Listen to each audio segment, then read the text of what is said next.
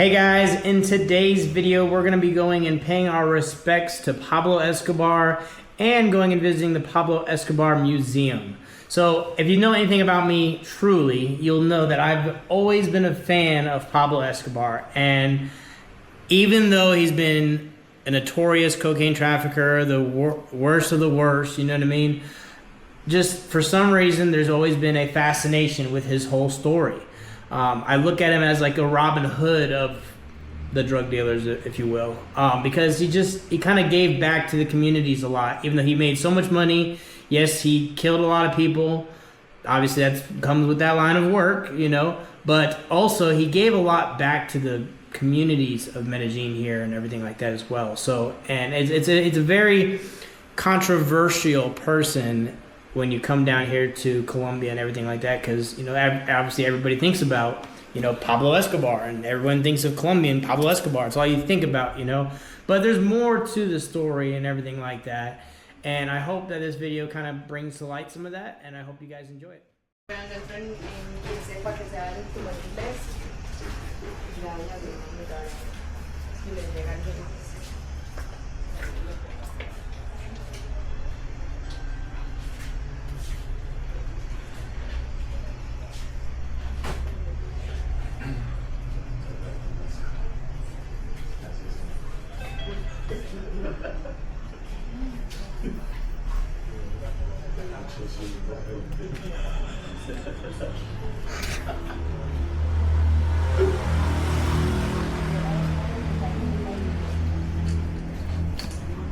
House that belonged to Pablo.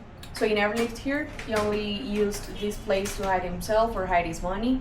And right now we're gonna go inside of the bunker where he used to hide his money, as the same way that Pablo used to, through a voice command. Okay.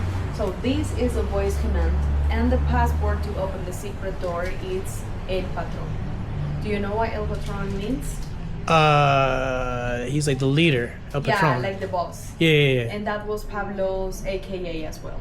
Yeah. So in a count of three, we're gonna say El Patron all together and loud to open the secret door right here, okay? We're gonna say 1, 2, 3, then we're gonna say El Patron, okay? Chicas, a la cuenta de 3 vamos a decir todos juntos El Patrón en voz alta para que se active el comando de voz y se abra la puerta secreta. ¿Listo?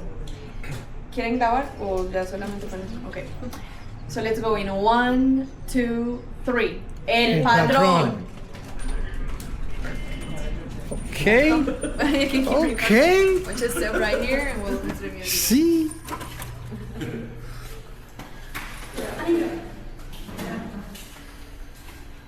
El Patrón.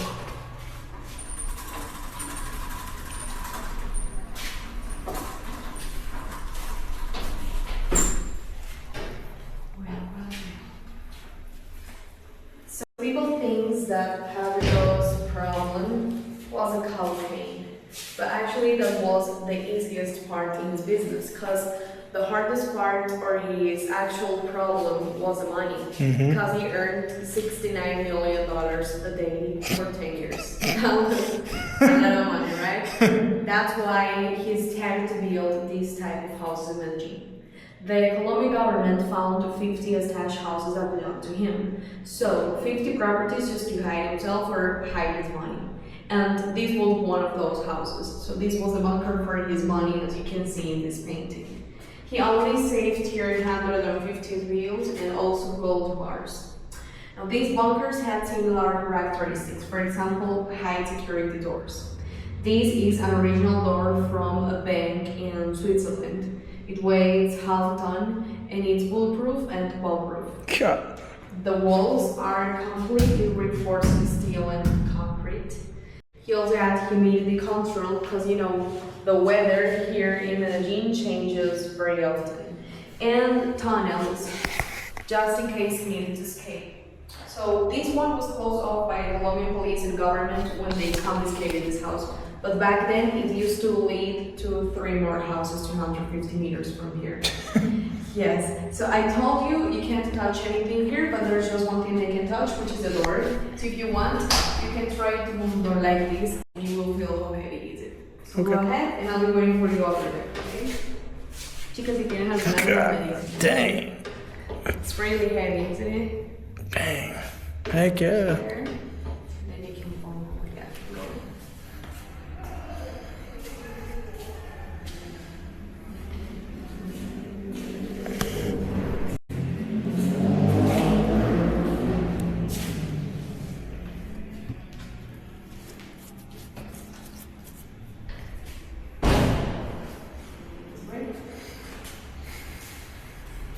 Griselda Blanco? No, that's Pablo's mother. Oh, okay.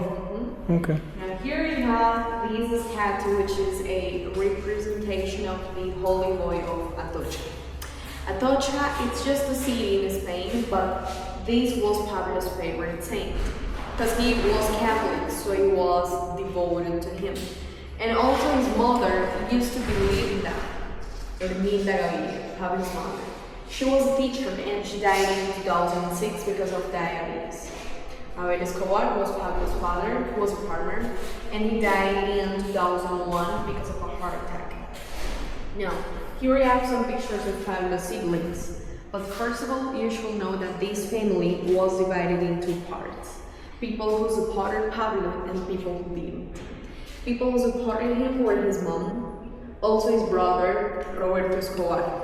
He was the eldest one and the only one in the family who was getting involved in Pablo's business, because he was the accountant in the Medellín's cartel. Okay? When he was in jail in 1993, he received a letter bomb that exploded his face and left him partially blind in death. But he is still alive. He lives 20 minutes from here and he's 81 years old. Wow.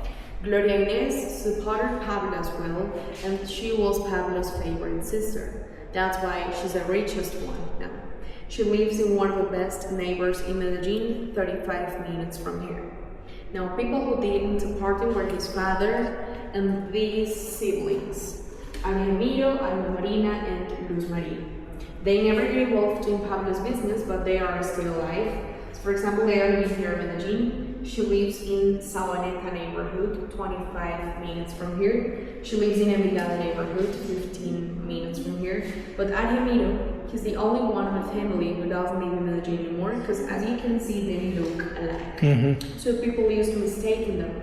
That's why he lives in Guatapé. Have you ever been there? Mañana. I've never been there. Okay, he lives there, which is 3 hours from here, so that's like far enough. Okay.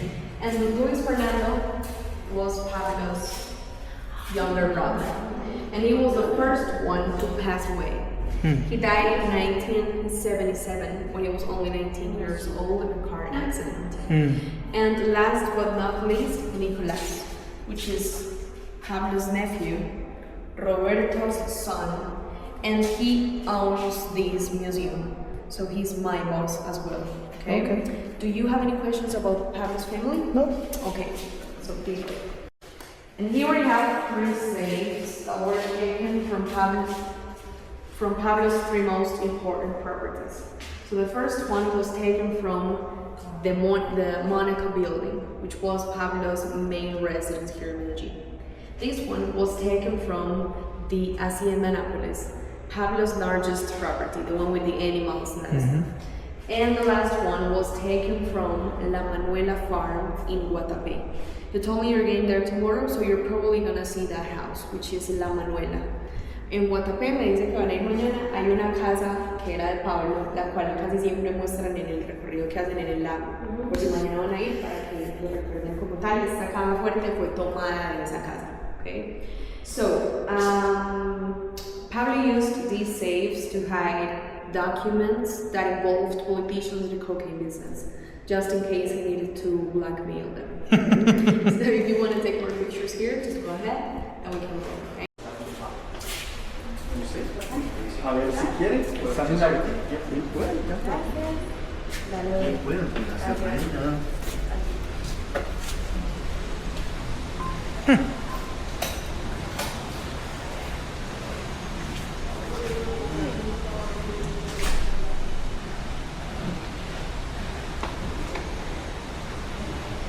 Well, here we have these items that were taken from Pablo's largest property called the Hacienda Nápoles. So the size of his ranch was 3,000 acres. He had 2,000 animals there. Actually, that was the largest zoo in Latin America. We have some pictures of the animals over there. He also had dinosaurs, like the statues, briskets, and 3 gas stations, like this one. 2 at his ranch, just for him, and this one outside on the highway for the people who was passing by. They could use the gas station for free. And what do you think is this? A part of the aeroplane. Airplane. Okay, it has to do with that. This is a flight simulator Oh, to okay. train pilots. Oh, okay. Because if you want to be a pilot, then you have to fly with some dangerous conditions. Yeah. Like flying low height, so the radars don't hit you, the jungle at night, and they have no lights, no generator, so it was dangerous. And that's why the motivation to them was money. They earned $8,000 to $10,000 per trip, and they Dang. made 3 or 4 trips a day and 5 or 6 days a week. And we're talking about the 70s, so that was a lot of money back then. Let me show you some pictures right here. I polish planes for a living, so when I see this, I knew it was a plane. Oh, you know. And I'm yeah. like, oh, it needs to be polished. That's why I asked. So you figure it out. Basically, this was the idea. The teacher, like the instructor, will be sitting here, and the pilot learning and practicing inside. So if you want to put your camera on, yeah, just go ahead. Take your time. I'll be waiting for you over there. Okay.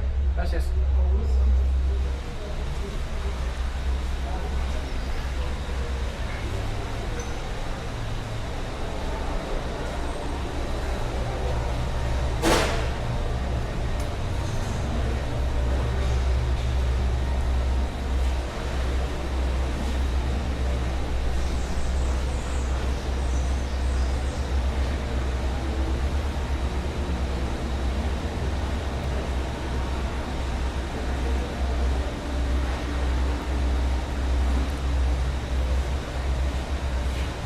Do you want to take a picture here? Sure. We can take a picture here. Yeah. Work Herbert Pablo is a way to justify his money. You know, in order to laundering his money, he was pretended to be a racer. So he bought Renault Ford in 1977 to learn how to drive those type of cars. And then he bought the Simca 1000. And with that one, Pablo won the Marlboro competition in 1978, but not because he was a good racer, but because he paid them off. Right? The bike, it's a Yamaha Calimatics 175. And that bike was used by Pablo's kidney. In Spanish, we call them sicarios. Okay? Now, in the Monaco building, Pablo had 3 collections of Al Capone's cars. The Colombian government, they confiscated 25 cars and they just reported 6. Like that one. That's a Pontiac Torpedo, 1941. The seats are made from leather and the buttons on the dashboard are made from ivory. And the car still works. It is the most expensive one here because that was Al Capone's car before Pablo's. Okay? Wow. And Pablo bought these cars as a protection when he was a congressman because they were called the beast in the US for the president, for his security. Because the body is completely reinforced in Kevlar and the glasses are 1 inch thick. So the only way that a bullet could pass through glasses with 3 shots exactly in the same spot, which is almost impossible, especially in a moving car with a long distance shot. So these are Mercedes Presidential Level 5 in bulletproof, and the weakest point are tires because the bulletproof system for tires was created in 1995, and we're talking about the 80s. By the way, Pablo's first assassination to attempt was in Bogota in 1984. So he was in this car with his driver, and the Colombian police, they realized that he was a drug dealer. That's why they started to shoot him. So they literally were trying to kill him. But he could escape because he used the other one as decoy to distract them. Because as you can see, they are very similar cars, aren't they? But there were his bodyguards and a person who looks like him too. That's why the decoy received more gunshots, 65 totally, even the upper part. And this one, 20 gunshots with a 9mm Glock and shotgun. Look at this video right here. This video that I'm gonna show you was taken from this car right here. And here you can see a bullet that it's stuck in it. There's a bullet that it's still in the bulletproof system.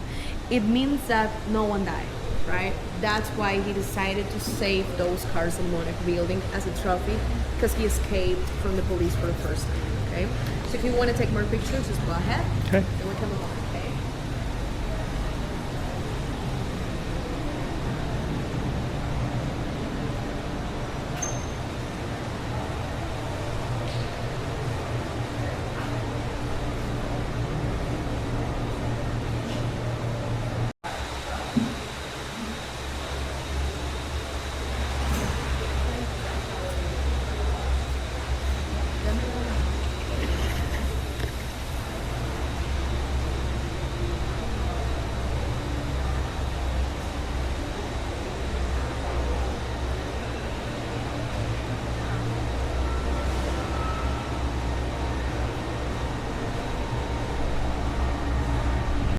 is an Italian bike that Pablo used in the beginning with his cousin to rob banks, to save money and then start the business cocaine. So we're talking about the 70s, no security cameras at that time. And the witnesses, they were gonna say two different things, because from this side, they saw a red bike, right? But look at the other side. It's black, right? And this was Pablo's idea to confuse the police. So they robbed 20 banks in Medellín with this bike. This is also the original one, but it was repainted and restored by the museum. Okay. Just right here, you see this is the helicopter where Pablo had his first and only crash. He was coming back from the Hacienda Nápoles to Medellín in 1986. It was just an accident, but he survived. Okay. Well, actually, Luckily. Yes. Not many people survive Not many people airplane accidents. That is true. And actually, everyone survived. Wow. Also his cousin and the pilot. Wow. Okay? The broken. And What? How did the helicopter crash? It looked like it broke in half. Yes, that was broken in half. That was an Envigado. And I don't know how to say that in English, but it was failed. Let me check because I don't know how to explain it.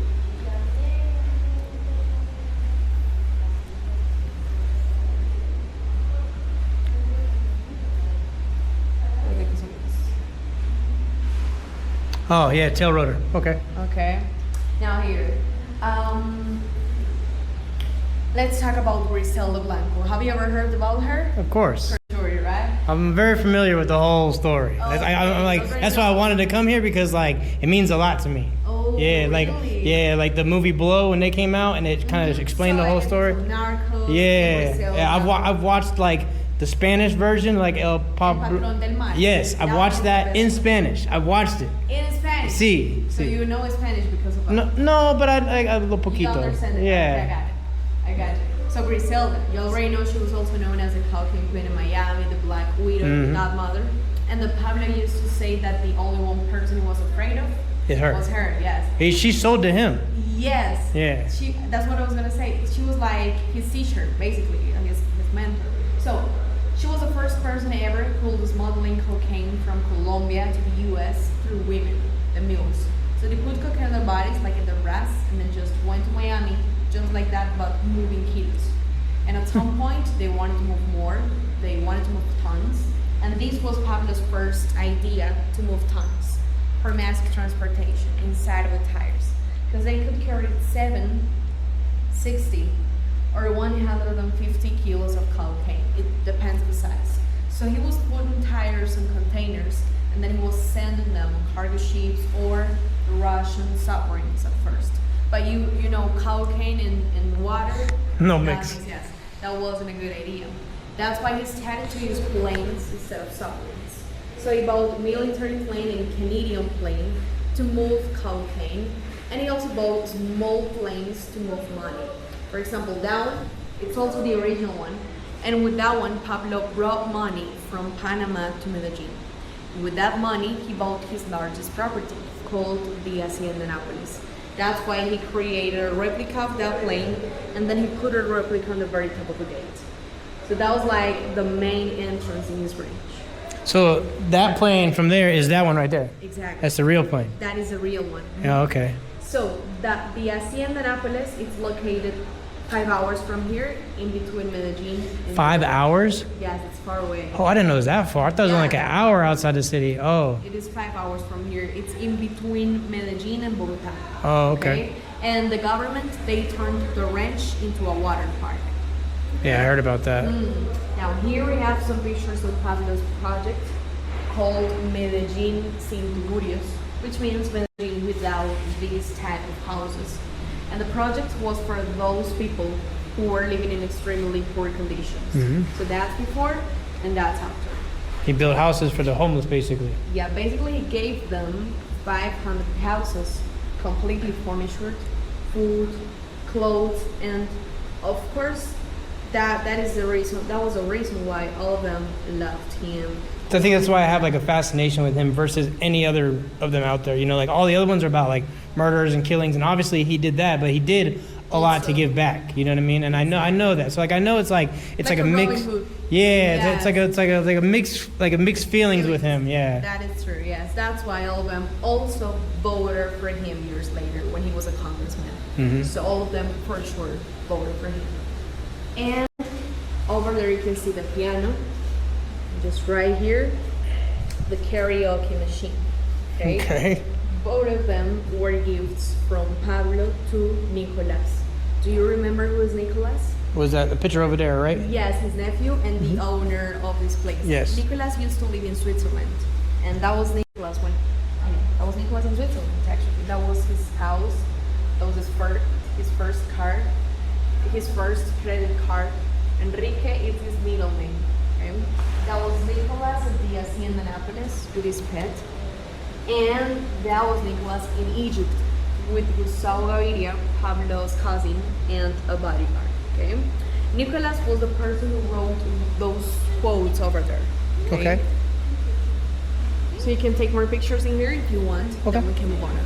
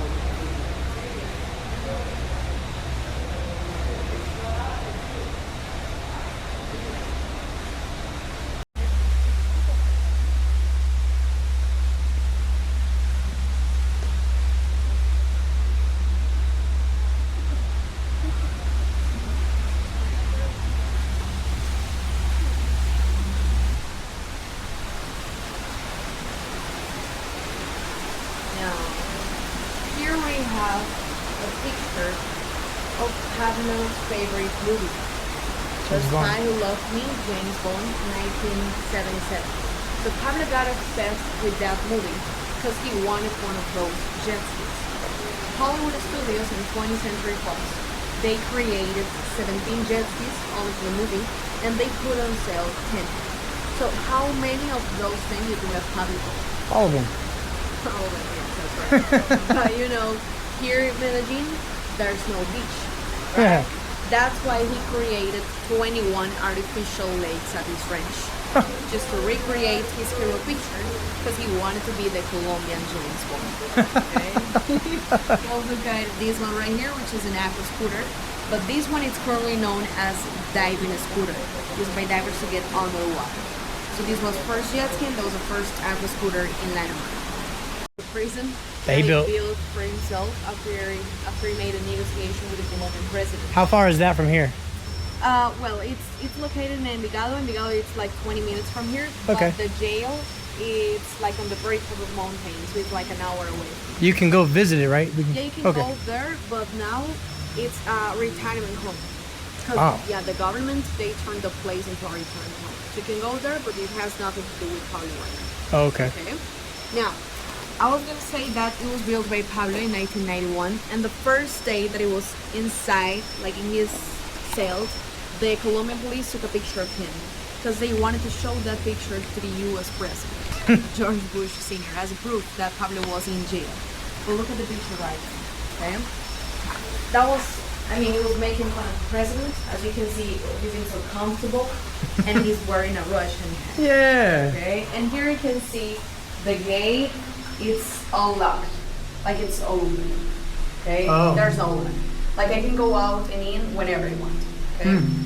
As I told you, he was Catholic, and actually the person who was in between Pablo and the Colombian president was this priest, Rafael Garcia Herreros. He was a mediator, so he convinced the Colombian president to make a deal with Pablo Escobar, of course, to get money from Pablo. He helped Pablo. Okay, and you already have this picture, which is probably the most famous or iconic one, the mugshot. He was coming back from Ecuador to Medellin in 1977. And the Colombian police caught him for the first time with 20 kilos of cocaine in his car. But 20 kilos was like nothing to him. That wasn't a big deal. That's why he's smiling. So he paid them off, and 3 hours later, he was out. They released him. But in 1984, when he was a congressman, the Minister of Justice named Rodrigo Lara Bonilla, he started to investigate Pablo, and he found this picture. So that's why he realized that Pablo was involved in cocaine business. Because before that, he was smuggling cocaine from Colombia to the US for 10 years, and nobody knew. Here in Colombia, everybody told he was a racer, a philanthropist, and they didn't even care about where does that money came from. So they thought that it came from a wealthy family or something like that. But when they found this picture, they found out that he was a drug dealer. And the Minister of Justice, he showed this picture at the Congress. Then Pablo got expelled from Congress. And 1 week later, Pablo killed the Minister of Justice. And of course, that was the main reason why the war between the Colombian government and Pablo Escobar started. So that was like the beginning of the end, okay? If you want to take more pictures here, just go ahead. Okay. Let me know if you want me to take your picture, okay? Cool.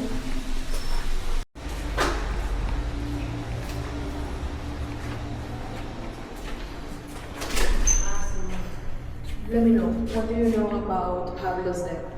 His debt? Yeah, I mean, the history about his death. You know something about it? Yes. So Okay. I'm a conspiracy theorist. Okay. And I know that he said that he would never be captured alive. He'd rather die than be captured. That is true. So I've done a lot of story looking and seeing like what story is there. Yes. I think he killed himself. Okay. Actually, you're right. Yes, we're gonna talk about that. Yeah? Heck yes. Yes. You're right. Let me explain it. Basically, well, you already know there are a lot of histories about Pablo's death, a lot of theories, but let's talk about the official reports. The police report, which was the first one and the most famous one, and the family report, the actual one. So according to the police report, he was here in Medellín at one of his stash houses, like this one, but in Laureles neighborhood, near the stadium. That's where I'm at. That's right. Yeah. So the house where he died is in Laureles? It's in Laureles, yes. Oh my God. Yes. It's a coincidence. That's where I'm staying. La Setenta. Well, it's I gotta go actually there. in Street 74, and you are in the 71. It's very close. I can show you later what was. Yeah, please. Like that's where I want to go too. I want to Go see. there, yeah. Yeah. So, it's located in Laureles, near the stadium. So here's some gunshots outside. That's why he tried to escape through the roof, but he was completely surrounded by his enemies. And the Colombian policeman named Hugo Aguilar, he was a person who killed Pablo Escobar with a long-distance shot in the lower part of the ear. Here, that was the police report.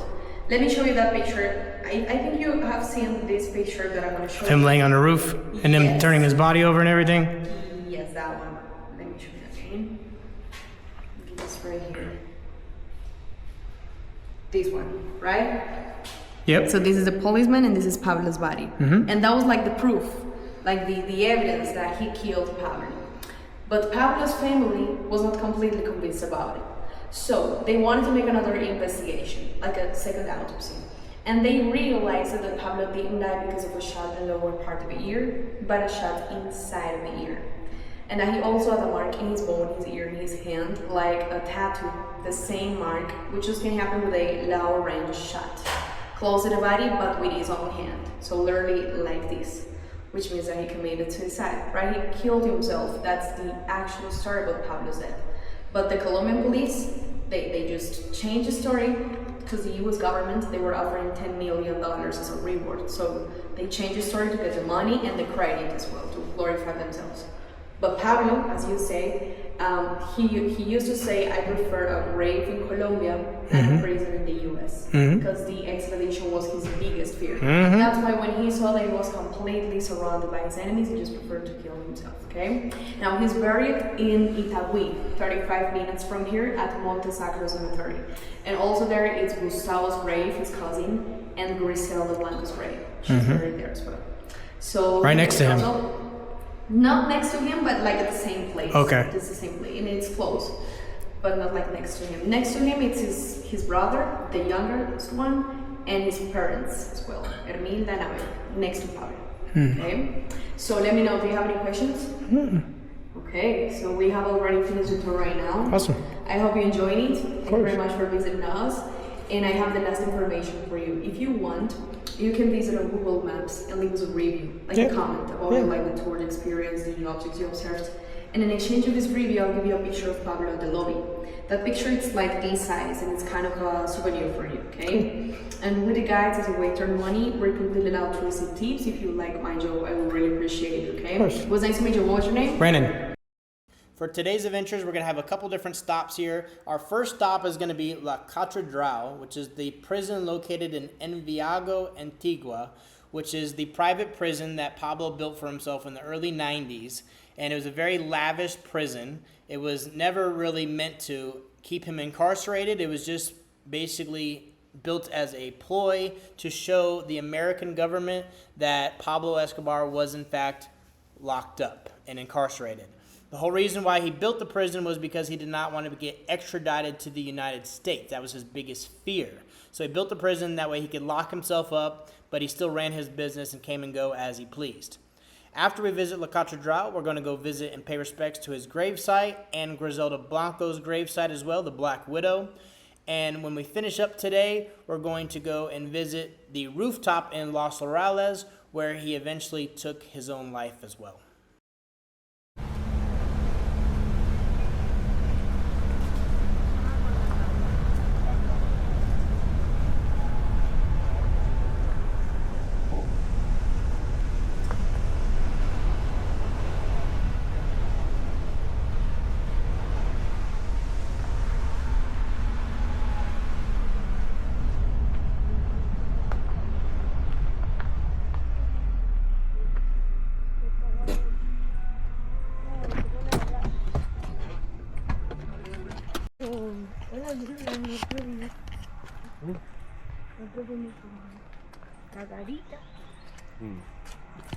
Todo eso.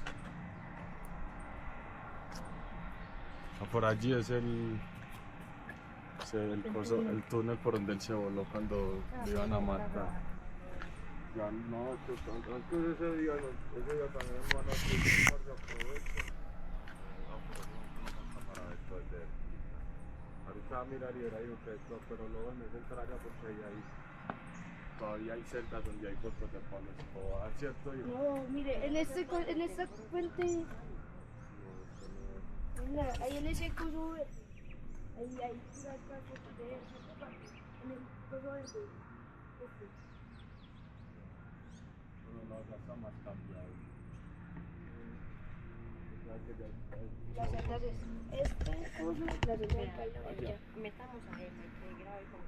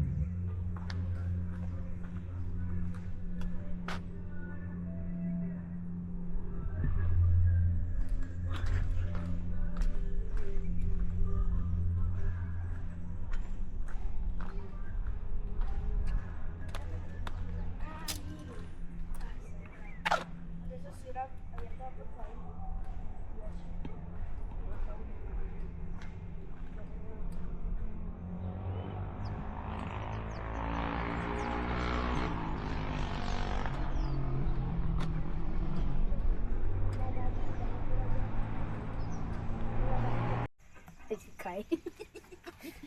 Sí, casi se vuelco. Sí, casi se vuelco. Corre para arriba. Corre aquí para arriba.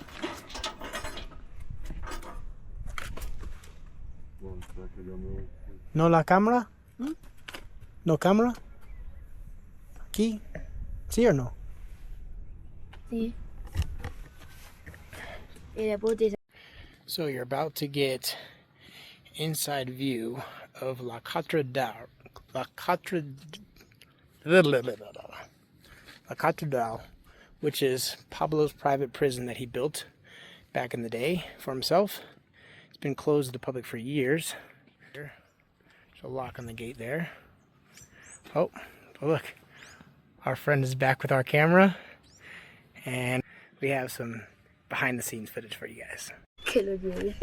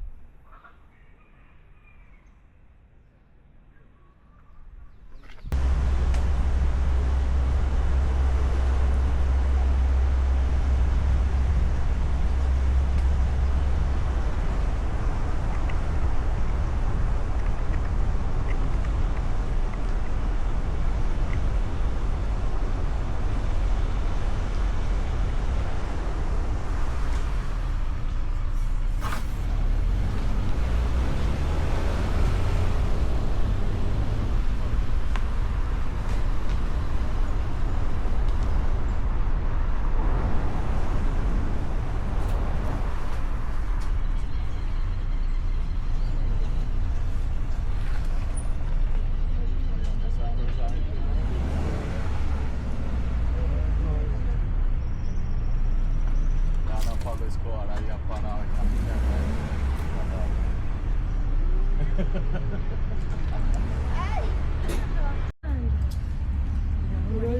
interesa saber si podrías recogerme en San Félix. ¿Dónde? Excuse me. Hoy y la tarifa. Para subir a San Félix. Sea, se tiene algo con su hijo. Tiene que darme el partido. Entonces para San Felipe no puede ir. ¿Qué? Y hacerlo y darle el bajo del jet, el radio. Aquí está Pablo con casi toda su familia. Pero en inglés para poder que entienda las Ah, No hay nadie que diga en inglés. No hay inglés, no hay inglés.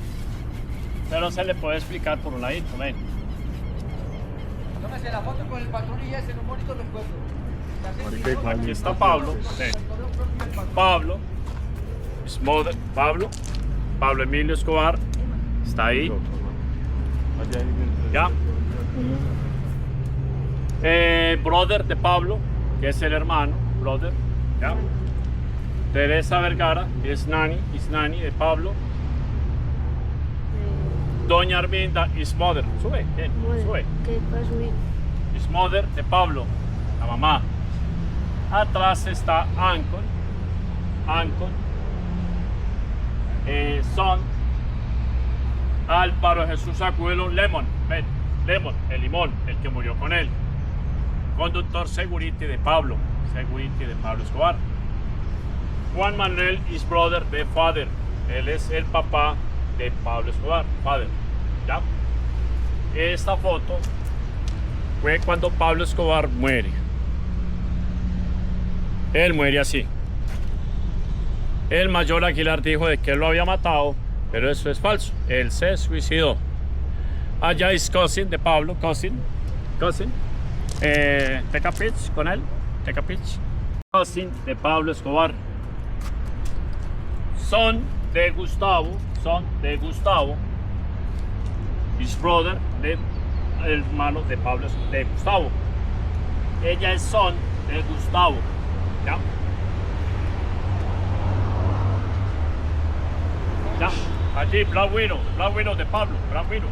Donde Griselda Blanco, la reina de la cocaína. Black Widow de Pablo Escobar. Black Widow de Pablo Escobar. Tómese la foto con el patrón y ese, un bonito recuerdo. Black Widow de Pablo.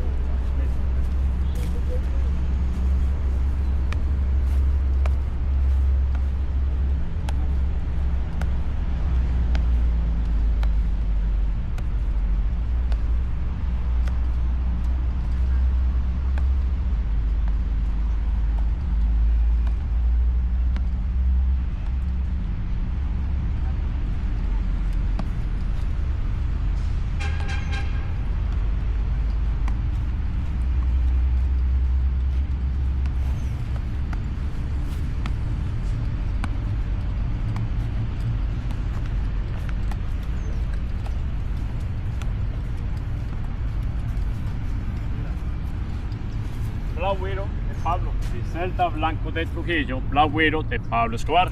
Sí. Griselda la mataron en el 2012. Fue asesinada. ¿Ya?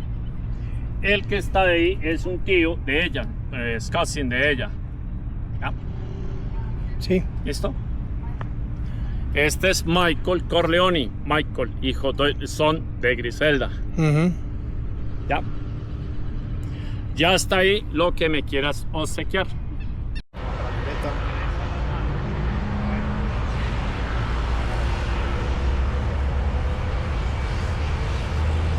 Me falta otro.